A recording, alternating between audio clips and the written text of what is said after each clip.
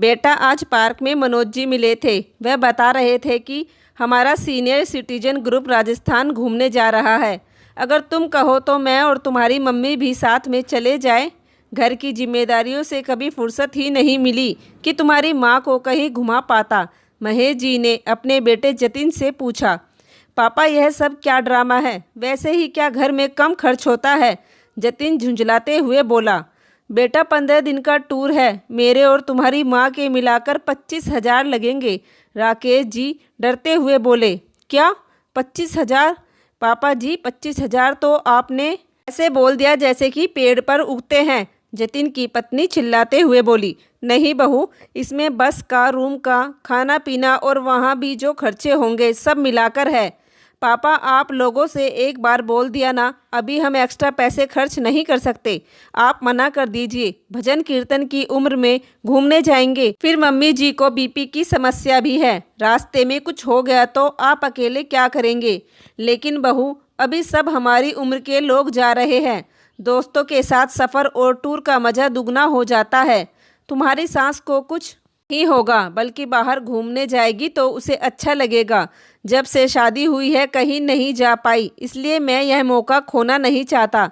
पापा जी, अभी हमारे पास इतने पैसे नहीं हैं। जतिन, पापा जी को समझाते क्यों नहीं हो? निशा ने जतिन से कहा, जो लैपटॉप पर बिजी था। पापा, निशा सही कह रही है। यह फिजूल खर्ची करने के लिए रहने दो। अब इस बारे में ज़्यादा बात मत कीजिए, मुझे ऑफिस का बहुत काम निपटाना है। बेटे और बहू की बात सुनकर महेश जी चुपचाप अपने कमरे में चले गए। उन्हें उदास देखकर उनकी पत्नी जानकी जी उनके लिए चाय लेकर आ गई। क्या हुआ, क्यों उदास हो? बहू ठीक ही तो कह रही है। अब यह उम्र दोस्तों के साथ घूमने की नहीं, बल्कि भजन कीर्तन और घर में रहने की है। जानकी जी बोली। ये किसने कहा? यह सब मेरी गलती है। जब भी तुम घूमने को कहती थी तो मैं ही अभी नहीं बाद में कहकर टाल देता था। जतिन की ज़रूरतें और ख्वाहिशें पूरी करने में अपने लिए हम जीना ही भूल गए, और आज बहू के कहने पर जतिन ने तुरंत मना कर दिया। यह भी नहीं सोचा कि आज पहली बार उसके पापा ने कुछ मांगा है। अगर बच्चों की इच्छा पूरी करना बड़ों का फर्ज है तो क्या बच्चों का फर्ज नहीं बनता कि बड़ों की इच्छा पूरी करे? क्या हमें प्यार की ज़रूरत नहीं है? कहते कहते महेश जी की आंखें भर आई। फिर अचानक महेश जी उठे और अलमारी के ऊपर से एक ब्रीफकेस निकाल कर बैठ गए और कुछ हिसाब किताब करने लगे। महेश जी एक सरकारी क्लर्क थे। एक ही बेटा था जतिन। उसकी परवरिश में कभी कोई कमी नहीं की। खुद की और जानकी जी की इच्छा को दरकिनार करके उसकी सभी ख्वाहिशों को पूरा किया। जतिन भी पढ़ने में बहुत अच्छा था। आज जतिन एक सॉफ्टवेयर इंजीनियर है। 7 साल पहले निशा जतिन की पत्नी बनकर आई। उनका एक 6 साल का पोता और 3 साल की पोती है। जब तक महेश जी की नौकरी थी सब ठीक चल रहा था। 2 साल पहले ही महेश जी रिटायर हो गए। पेंशन से घर का खर्च पूरा नहीं होता, इसलिए अब जतिन को घर खर्च के लिए अपनी सैलरी में से खर्च करना पड़ता है। इसलिए कुछ भी एक्स्ट्रा खर्च करने की बात आती है तो बेटा और बहू दोनों तुरंत मना कर देते हैं। रात के 9 बज गए। जानकी जी ने आकर उन्हें खाना खाने के लिए बुलाया तो उन्होंने खाना वहीं मंगा लिया। जानकी जी ने गुस्सा दिखाते हुए कहा, क्या तब से खोज रहे हैं? पहले चैन से बैठकर खाना खा लीजिए। हाँ हाँ ठीक है, मैं खा लूँगा। तुम खाना यहीं रख दो और तुम भी खा लो। महेश जी मुस्कुराते हुए बोले। सुबह 10 बजते ही अभी थोड़ी देर में आता हूँ कहकर महेश जी घर से निकल गए। शाम हो गई और अभी तक महेश जी घर नहीं आए। जानकी जी बार बार फ़ोन कर रही थी, लेकिन फ़ोन नहीं लग रहा था। उनका मन घबराने लगा। जानकी जी को परेशान होते देख निशा बड़बड़ाना शुरू हो गई। बुढ़ापे में भी कितने नखरे दिखाते हैं ये लोग। अब बच्चों को छोड़कर इन्हें ढूंढने जाओ। यह बूढ़े बुढ़िया ना तो खुद चैन से रहते हैं और ना हमको रहने देते हैं। बुढ़ापे में इनको टूर पर जाना है। पैसे क्या पेड़ पर उगते हैं? अरे 25,000 में ना जाने कितना सामान आ जाए। मैं नहीं दूंगी। वह तो अच्छा है जतिन अपने मम्मी पापा से ज़्यादा मेरी बात सुनता है। तभी निशा को जानकी जी की आवाज़ सुनाई दी।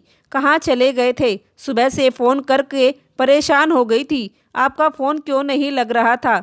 जानकी, थोड़ी सांस ले लो और यह देखो मैं तुम्हारे लिए क्या लाया हूँ। महेश जी ने एक लिफाफा पकड़ाया। यह तो राजस्थान टूर की टिकट और सब डॉक्यूमेंट है। इतने सारे पैसे किससे मांगे? मुझे किसी से उधार लिए पैसों से कहीं घूमने नहीं जाना। आप अभी सब कैंसिल करके आइए। जानकी जी गुस्से से बोली। उधर इतने पैसे देखकर निशा तमक कर बोली, पापा जी आप घूमने के लिए इस हद तक जा सकते हैं। मैंने सोचा नहीं था कि आप अपना शौक पूरा करने के लिए उधार पैसा लेंगे। छी। जतिन भी ऑफिस से आ चुका था और उसने जानकी जी की बात सुन ली थी। छी किस लिए बेटा जी? अपनी पत्नी के साथ घूमने जाना कोई गलत बात नहीं, और अब इतने मेरे बुरे दिन नहीं आए हैं कि उधार लेना पड़े। यह मेरे पैसे हैं और इन्हें मैं अपनी मर्जी से खर्च करने का अधिकार रखता हूँ। तुमसे या किसी और से पूछने की ज़रूरत नहीं है। लेकिन फिर भी तुमको और बहू को बता देता हूँ कि मैंने अपने रिटायरमेंट के कुछ पैसों की एफडी कराई थी, उसी को तोड़कर पैसों का इंतजाम किया। महेश जी की बात सुनकर बेटे और बहू चौंक गए, क्योंकि एफडी के बारे में तो उन लोगों को पता ही नहीं था। महेश जी बोले, बेटा मुझे इतना भी कमज़ोर मत समझना।